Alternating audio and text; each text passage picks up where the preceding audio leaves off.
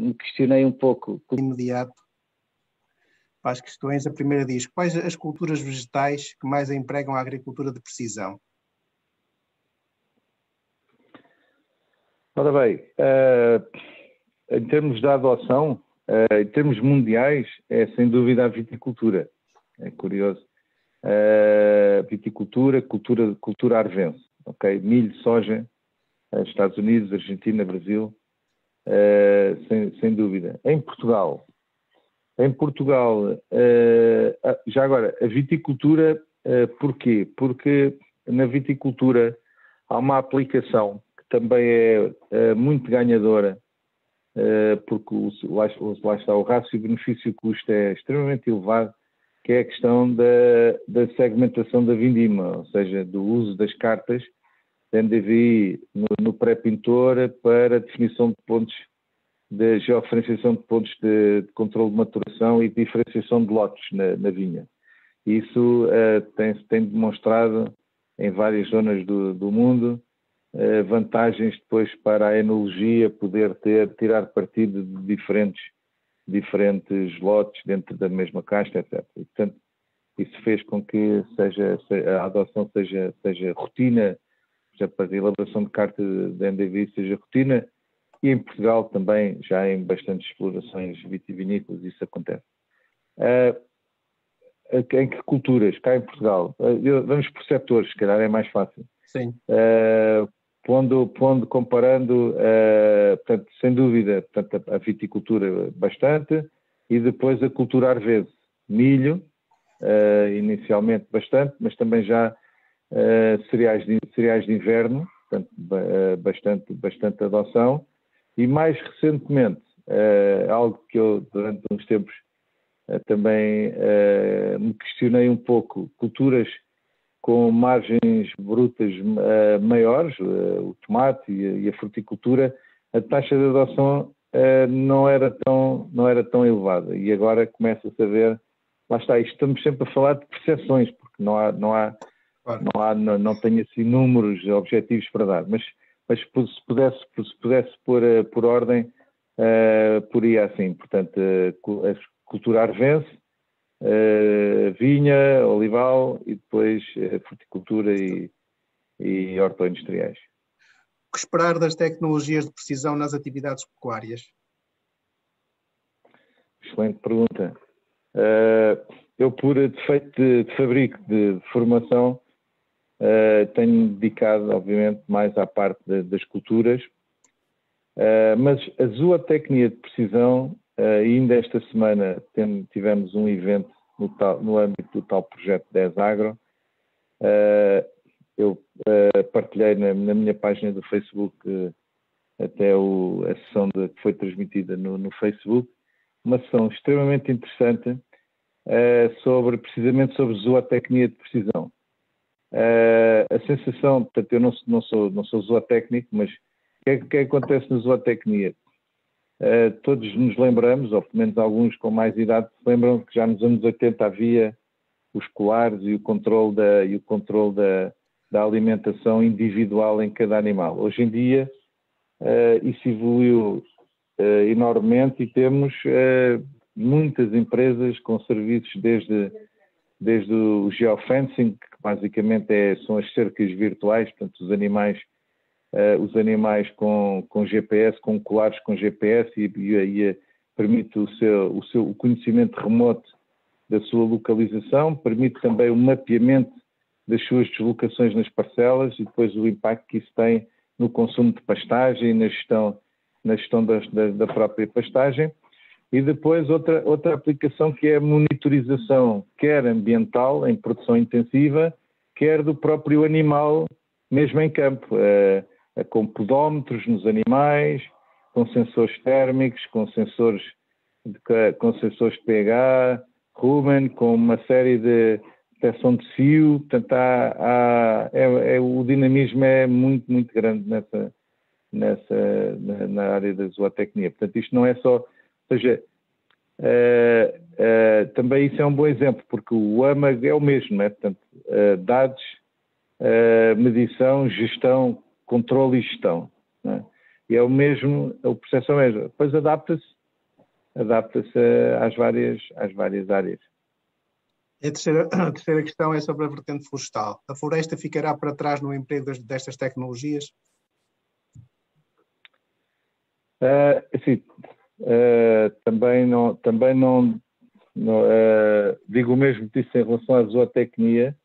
Sou um mero espectador da aplicação, mas o que vejo, e também já tem acontecido alguns eventos sobre isso, o que vejo é que não, portanto é que vejo adoção, dir-me-ão que principalmente sobre das grandes empresas, é um facto, mas vejo, por exemplo, a nível, por exemplo, do Instituto Superior de Agronomia, vejo trabalho de investigação nessa área.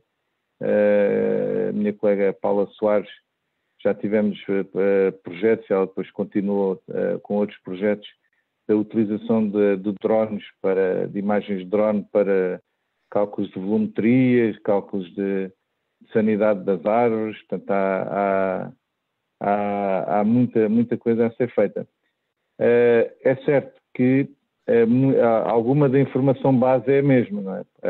A questão da modulação digital do terreno, a questão da condutividade elétrica do solo, e até em algumas linhas que temos vindo a assistir a uma certa aproximação, não é? Com a rega e a fertilização da floresta. Portanto, temos aqui alguma convergência desse ponto de vista de gestão. Que expectativas tem no emprego das tecnologias de precisão por parte dos pequenos agricultores? Ora, essa é a pergunta que eu abordei essa questão no início. Ora bem, como é que se resolve a questão que há dias, aliás, nesse mesmo evento, um colega da UTAD, ao falar disso, dizia que temos um problema da propriedade, temos um problema, e é certo que temos, não é? Esse diagnóstico está feito. Nós não vamos conseguir emparcelar o país todo de um dia para o outro, não é? Isso custa milhões, leva imenso tempo, e portanto a dimensão é o que é, e nós temos que arranjar, na minha perspectiva, temos de trabalhar nas duas vertentes. Trabalhar nesse sentido de gestão conjunta, na organização da produção, etc., e arranjar formas de, através dessas vias, conseguir chegar a todos os agricultores. Eu também digo o seguinte: às vezes nós pensamos que a pequena dimensão está 100% regionalizada, o que não é verdade. Ou seja, é certo que ela predomina em determinadas zonas do país, mas nós também temos pequena propriedade aqui na zona da Golgã, por exemplo.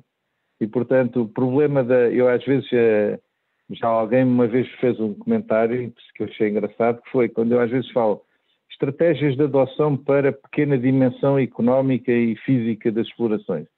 E muitas vezes o que me dizem, e com razão, isso é o contexto do país todo. Porquê? Porque as margens são curtas e com razão, porque no início, um dos conselhos que eu dou sempre é não embandeirar em arco e fazer adoções e aquisições de maquinaria topo de gama, nem nada disso. Portanto, começar baixinho, com informação, com dados que estão gratuitos, que estão disponíveis de forma gratuita, com softwares open source, com sensores de baixo custo, e depois então ir levantando voo à medida que o retorno vai acontecendo, não é? Portanto, é uma asneira tentar fazer ao contrário. Por exemplo, ainda não tenho cartas de produtividade e já estou preocupado nos distribuidores de adubo por GPS. As coisas não são... o processo leva tempo, não é? A adoção leva tempo, e portanto não devemos ter essa ansiedade de chegar logo à aplicação. É preciso dar tempo. O tempo é o tal ingrediente da agricultura de precisão e da gestão, não é? É perceber o funcionamento das parcelas e a gestão e a variabilidade, e depois então medidas sólidas dessa gestão. Não fugindo à pergunta, como é que se adressa à questão da pequena dimensão? De várias formas. O apoio à organização da produção, o apoio às empresas de consultoria, o caso da Espaço Visual é um bom exemplo disso também. Porquê? Porque não tendo uma exploração de pequena dimensão não vai ter... Nós temos em Portugal explorações que empregaram engenheiros informáticos para gerir dados da agricultura de precisão. Isso vai acontecer num ínfimo número de explorações, porque não temos essa dimensão. Portanto, a coisa vai ter que funcionar por outsourcing e para ganhar escala, não é? Seja de empresas de consultoria, seja de organizações, seja do que for. Depois, outras formas. O recurso a prestadores de serviço. Portanto, não ter a ambição de... prestadores de serviço, estou a pensar especificamente no caso da maquinaria. Portanto, não querer fazer logo a aquisição, portanto, fazer contas e perceber que na maior parte das vezes os limiares de rentabilidade não são atingidos e, portanto, ficamos melhor servidos, livramos-nos de custos de manutenção, de atualizações, etc., e ter alguém que nos faz a prestação de serviço. Recurso a dados gratuitos. O Sentinel, que eu mostrei ainda agora, está disponível gratuitamente. Eu tenho um vídeo no canal do YouTube que, entretanto, criei pela pandemia, onde te explica como é que se usam as plataformas e como é que se extraem, fazem aquelas cartas em que se faz zoom ali aos valores do NDVI para mostrar mesmo as diferenças. Sensores de baixo custo também, portanto, há uma... Agora, portanto, é um conjunto de criar comunidades, por exemplo, outra, que falava nisso a semana passada, na região dos vinhos verdes, que era a questão de juntar, dos produtores se juntarem, ou seja, vamos imaginar, elaboração de uma carta de condutividade, não é? Tem um determinado valor por hectare, só que uma coisa é fazer 2 hectares em Vila Franca, outra coisa é fazer 2 hectares em Freixo de Espada à Cinta. O custo de deslocação torna-se muito importante numa pequena área muito distante. O que é que tem que fazer? Tem que se juntar, ou voluntariamente ou através de OPs, e fazer, com uma deslocação, faz-se ali um conjunto de hectares mais significativo e que dilui os custos. Portanto, há formas de lá chegar. Adquirir conhecimento primeiro para tomar as decisões mais certas, porque os erros, nessas pequenas dimensões, os erros pagam-se muito caros, não é? E então tem que ser aí decisões muito certeiras. Obrigado. No Alentejo, quais são as culturas em que pode utilizar a agricultura de precisão? Bem, eu penso que já a abordagem... Já está mais ou menos respondido. Já mais ou menos, não é? Basicamente é qualquer cultura, não há... Claro. Não há agora, limitações. Novamente, frisar isto, ela não se aplica da mesma forma em todas as culturas, ok? Porque até em algumas culturas há componentes que não estão ainda disponíveis e, portanto, a questão é essa, é adaptar o roteiro de adoção caso a caso. E, novamente, aí o conhecimento, etc, etc.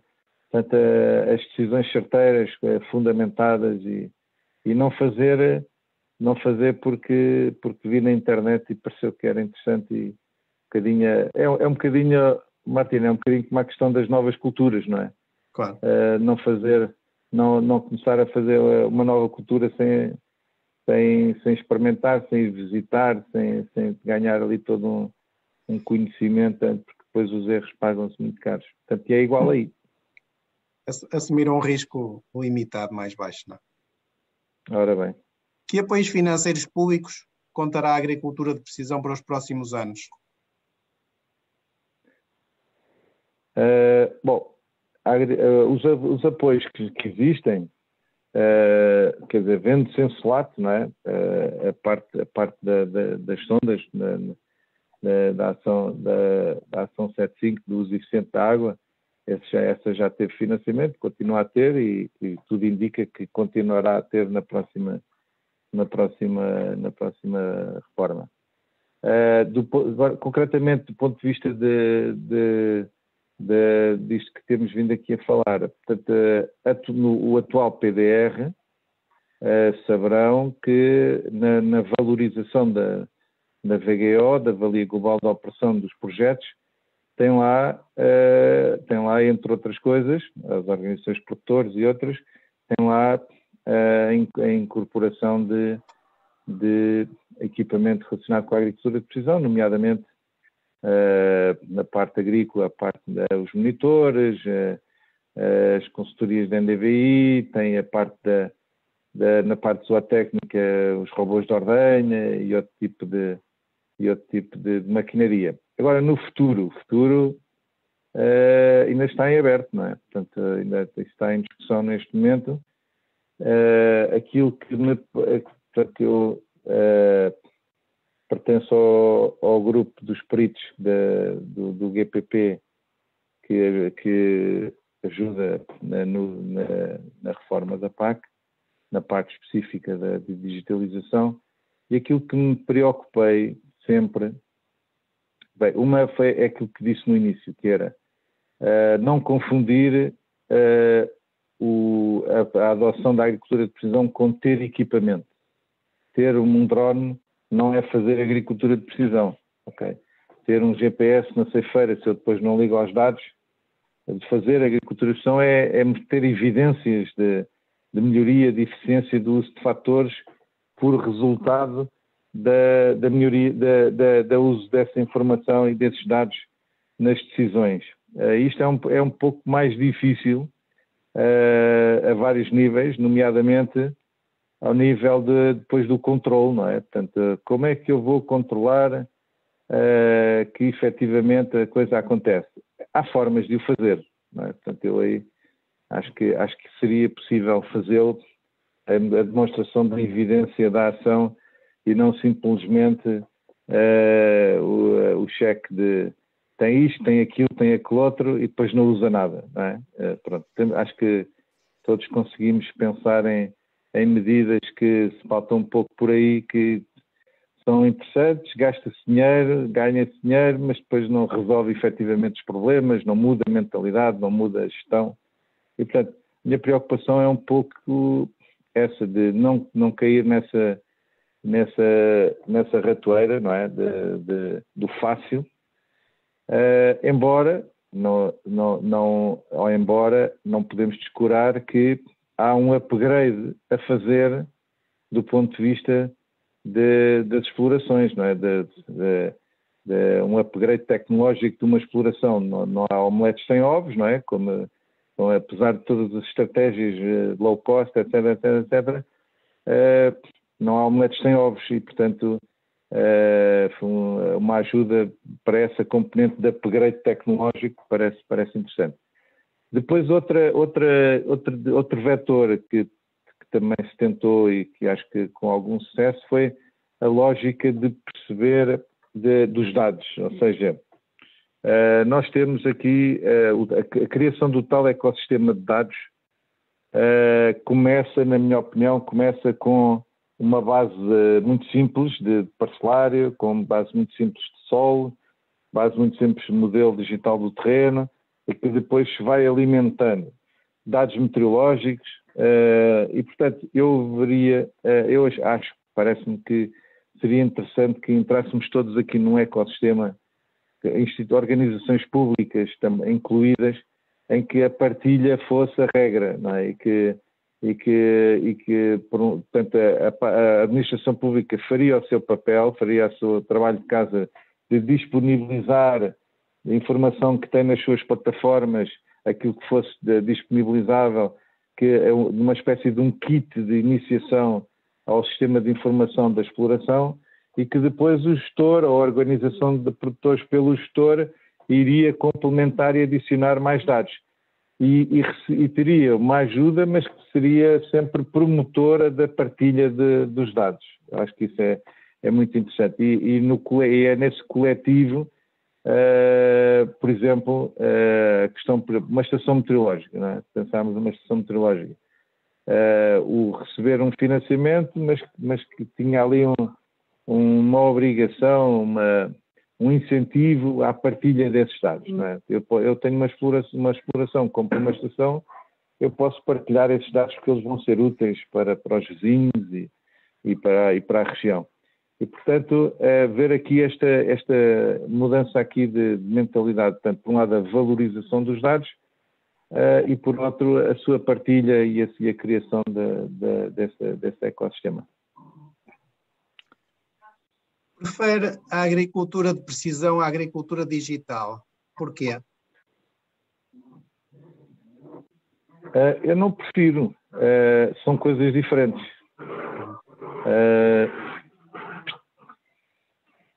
São coisas diferentes. Eu acho que despendermos demasiado tempo nas definições não é útil para nos entendermos, mas não é o mais importante. Mas o que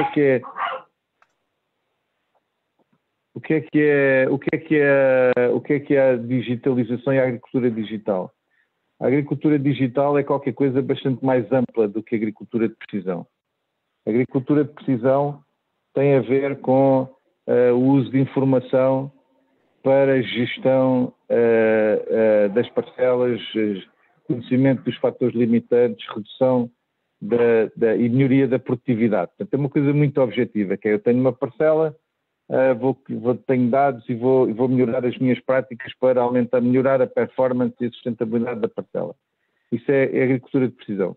A agricultura digital e digitalização é uma coisa mais ampla. Por exemplo, a telemetria, a promoção da telemetria numa exploração agrícola, que tem a ver com eu ter a capacidade de estar remotamente a monitorizar o andamento das máquinas no terreno e tudo isso.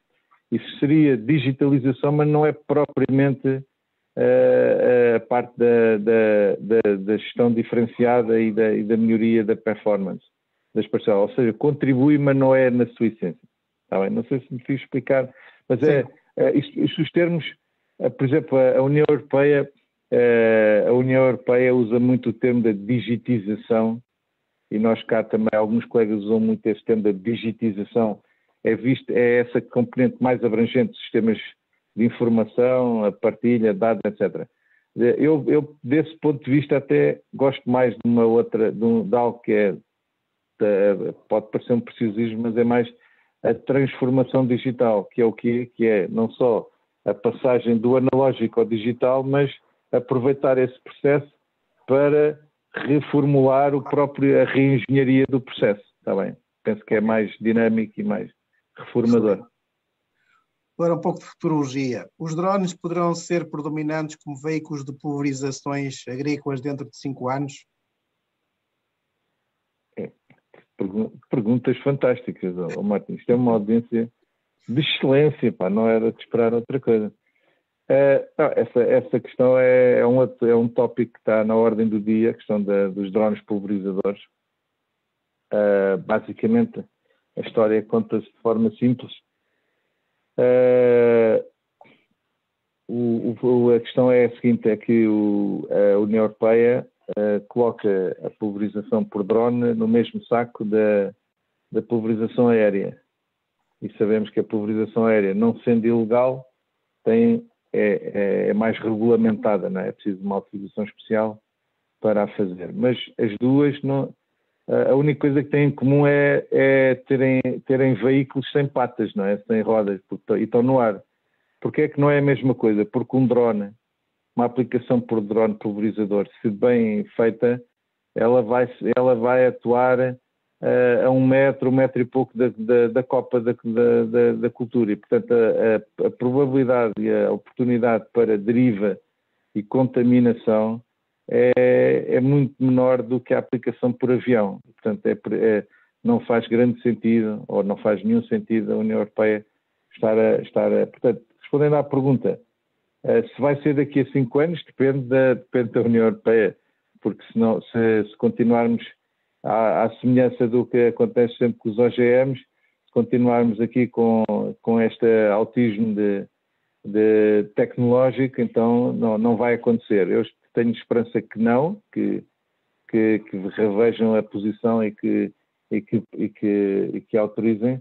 E se isso acontecer, se passar a ser possível, ou melhor, se passar a ser facilitada a utilização, não tenho qualquer dúvida. Há grandes oportunidades para a aplicação de fitofármacos por drone. Porquê? Olha, este ano foi um bom exemplo, um ano de início de primavera chuvoso, nos cereais do inverno, por exemplo, a aplicação de herbicidas com terrenos encharcados, não é? por excesso de água, os drones são uma ótima solução para essas situações concretas. E outras aplicações localizadas, porque depois há questões técnicas de capacidade de trabalho das máquinas e a necessidade que irá haver de termos máquinas a trabalhar em conjunto, em constelação, numa só parcela, com um operador. Temos problemas, os depósitos, neste momento, numa das marcas mais reconhecidas, estamos a falar de depósitos com 20 litros e autonomias de bateria de 10 minutos, portanto, ainda há aqui algumas questões logísticas a trabalhar, mas não tenho dúvida que se tivermos o ok da autorização da parte legal, que a coisa vai acontecer. É algo que estamos a estudar, a iniciar aí esse estudo. Acredita que dentro de uma década o trabalho humano na agricultura poderá ser substituído por robôs?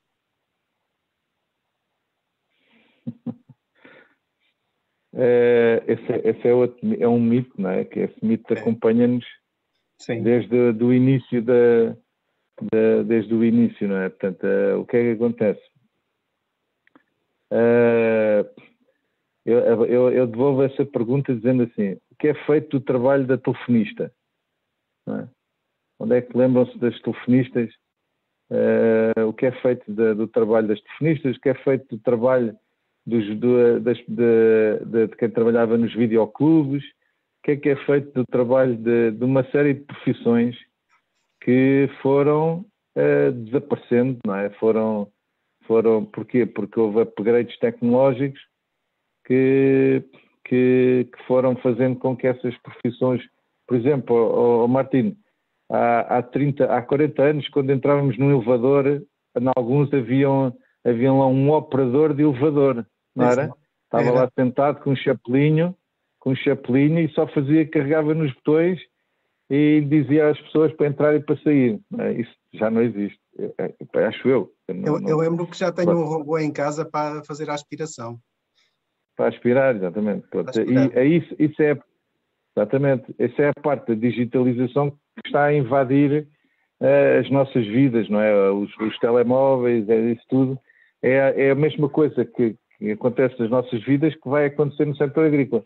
Agora, Martino, quem é que programa o robô? Ele não se programa sozinho, certo? Claro. Quem é que afasta os fios e os tapetes para o robô funcionar? Também ele não faz sozinho. Portanto, o que é que eu quero dizer com isto? O trabalho do gestor agrícola certamente não vai ser o mesmo. Ou seja, ele vai ter, hoje em dia é muito um trabalho de fazer fisicamente, quase, ou mental e físico, e no futuro vai ser mais, ou vai ser também muito da programação e do controle, não é? Programar uma máquina para fazer qualquer coisa e controlar a sua efetivação. Há uma frase interessante que me passou o Eduardo Diniz do GPP que diz isto, que antes o operador sentava-se no trator e a operação começava. Hoje em dia, senta-se no trator e a operação acabou.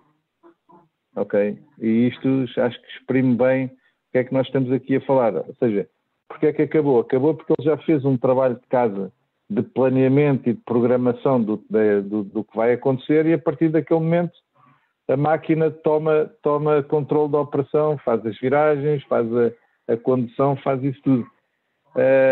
Isto vai implicar a alteração das competências dos operadores? Claro que vai, por isso daí a questão da formação ser fundamental, não é? É um pouco isso. Não vamos tapar o sol com a peneira, vai acontecer, é preciso preparar-nos para isso e darmos a volta. Claro. Esta remete para o passado e um pouco de história. Sentiu-se a pregar sozinho quando se iniciou há anos nestas lides da agricultura de precisão?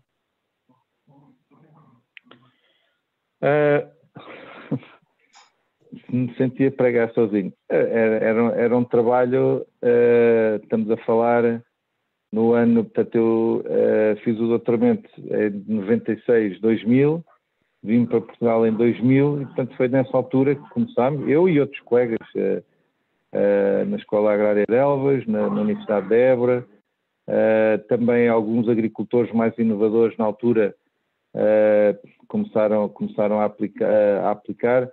Acontece é que nesses anos, não é, quando nós falávamos na monitorização da produtividade, nos sensores, etc., estávamos a anos-luz de muita coisa, nomeadamente de know-how, não é? Nosso próprio,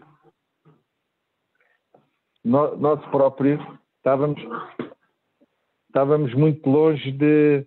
Estou aqui com um problema técnico, desculpa.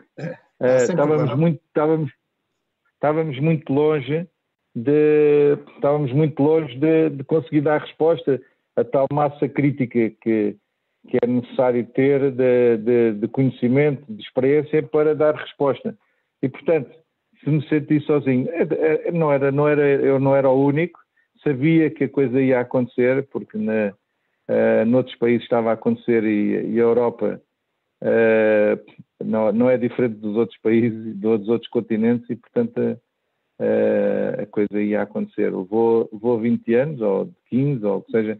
É curioso que, portanto, desde esse período de 2000, eu sentimos que a grande mudança de começar a ouvir as coisas com mais atenção começa na crise do subprime em 2008, 2009.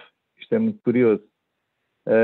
E porquê? Porque se lembram, é nessa fase que começam as flutuações de preços de forma séria, não é? Para o bem e para o mal. Não é? Agora estamos numa boa fase de preços, mas há muitos anos a má fase de preços, e portanto essas oscilações e isso aumenta o risco, e quando o risco aumenta, o que é que o gestor tem que fazer? Tem que se munir de formas de reduzir risco e ter melhor conhecimento e ter melhor capacidade de gestão, reduz o risco da atividade. E também, outro aspecto que me pareceu relevante nessa fase, lembram, em que o setor agrícola, isto já foi há bastantes anos, é curioso como o tempo passa. Nessa fase, o setor agrícola era o único setor da sociedade que estava com dinamismo, não sei se lembra, parou tudo, construção, turismo, etc. E o setor agrícola estava com os jovens agricultores e outros, era o único que estava com grande dinamismo, e portanto se chamou para si muitos gestores de outras áreas que passaram a dedicar-se à agricultura, não é? E isso trouxe uma capacidade de gestão, pessoas com uma forma de ver o negócio como negócio, puro e duro, e isso também teve um aspecto positivo, não é? Que introduziu uma cultura, melhorou a cultura de gestão do nosso setor. Isso foi uma mudança paradigmática, não é? Eu até ali parecia um pigmeu e passei a ser estrela pública. Existem aplicações digitais para a gestão da mão de obra à distância e em tempo real?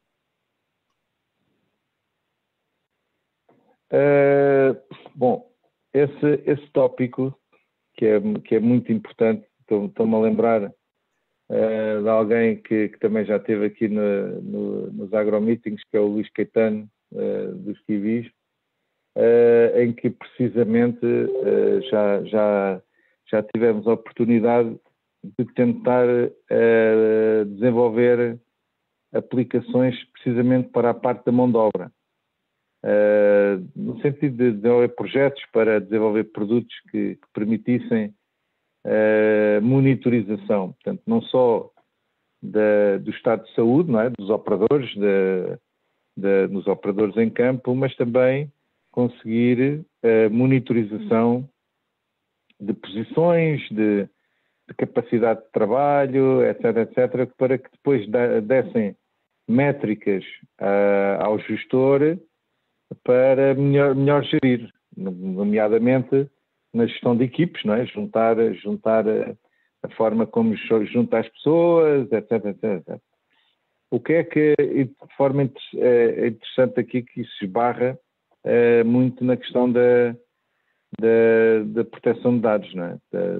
Da questão nós quando estamos a falar com máquinas, é uma coisa, quando estamos a falar de pessoas, o estar a colher dados, hoje em dia, com os sensores que existem, as possibilidades são infinitas, algumas delas demasiado intrusivas, não é? E então esbarra sempre aí nas questões legais. Mas já existem produtos comerciais para, basicamente, através de uma área que são os wearables, não é? Que são os sensores que se vestem, não é? Imaginem um produtor, um operador a vestir um colete e esse colete estar munido de sensores vários de condição corporal, até localização, portanto, isso permite fazer muita coisa. E porquê é que isso é relevante? Porque o custo da mão de obra em algumas culturas, nomeadamente fruticultura e horticultura, é a principal fatia, não é? Portanto, ainda não estão totalmente mecanizadas e, portanto, tudo o que vier daí é extremamente interessante. Ok, muito obrigado. Temos aqui mais questões, mas o nosso tempo está no limite. Pedia uma síntese final entre a apresentação e as questões, o que pudesse ficar para a memória futura. Muito bem. Olha, em primeiro lugar, agradecer esta oportunidade, Martim. Eu não sei se ensaiaste isto, mas tive aqui perguntas extremamente... Não, esses são os nossos participantes que as colocam livremente. Só tenho pena e peço desculpa de não se poder responder a todas. Exato. Depois, se me fizerem chegar, eu posso respondê-las por e-mail ou outra forma. Estava a brincar com as perguntas combinadas. Eu sei que os teus seguidores é pessoal muito à frente. Mas, portanto, em primeiro lugar, agradecer. Mas uma súmula. Penso que eu acho que os principais pontos são estes. São que temos feito uma trajetória. O passo que estamos a seguir hoje, a cadência de adoção que estamos a seguir, não é suficiente para enfrentarmos os vários desafios que temos pela frente e, portanto, os próximos anos vão ser muito exigentes em termos deste upgrade que as explorações agrícolas vão ter que fazer, vão ter apoios para o fazer. E pronto, e penso que em termos de uma coisa muito importante, e se calhar juntando aquela pergunta do sentir-se sozinho, comparando os anos 2000, 2003, 2004, 2005 com os anos 2022, 23, 24 e 25, há uma coisa que é totalmente diferente, que é o ecossistema de inovação, que é como hoje em dia que se faz investigação e que se faz a criação de novo conhecimento e novos produtos, é incomparavelmente mais forte hoje em dia. Número de pessoas, a colaboração entre pessoas, o conceito de não ser só a investigação, os professores e os investigadores a produzirem conhecimento e a fazerem chegar o conhecimento ao mercado, mas perceber que, na realidade, co-criamos conhecimento, porque não é possível criar conhecimento sem a participação da produção, das empresas de fatores de produção, etc, etc, etc. Portanto, mudou tudo, não é? Mudou não só a percepção, mas também uma coisa muito interessante que é sintomático, que eu ouço cada vez mais nos eventos de agricultores e que acho que é muito sintomático e interessante, é a verbalização de que os desafios são grandes, as incertezas são muitas, só lá vamos com investigação e com ciência e com o apoio deste novo conhecimento. Okay? E se por um outro lado, deste lado, existir esta abertura e esta percepção de que não é só o investigador a produzir conhecimento para o mercado, mas é trabalhar a equipas, fazer a experimentação junto do produtor diretamente, acho que vamos estar certamente aptos a responder aos desafios que se avizinham. Muito obrigado. Foi pela disponibilidade e pela transmissão de conhecimento. Eu, para mim, para a memória futura, gostava que este ecossistema começasse a funcionar pelo Estado dar o exemplo. Ou seja, que tornasse públicos os parcelários, que a Espaço Visual não tivesse que pagar 6.000 euros por dados meteorológicos para fazer um estudo de adaptação da cultura de pistácio. Ainda hoje sinto arrepios dos 6.000 euros que foram pagos para dados públicos. E, portanto, acho que a administração tem muitos dados e muitos dados que podem ser transformados em conhecimento, mas com base neste ecossistema que aqui nos transmitiste, eu acho que as coisas vão mudar. Foi um enorme gosto, foi um espaço de criação de massa crítica, de estarmos na linha da frente, e, portanto, quer no tempo, quer à frente do tempo. Muito obrigado a todos e a todas que aqui participaram. Na próxima quinta-feira teremos o 63º AgroMeeting, que será sobre a produção hortícola em hidroponia na Ilha da Madeira. Portanto, mais um espaço de abordarmos as tecnologias do presente e do futuro. Um grande abraço para todos e uma boa noite. Obrigado. Obrigado. Boa noite.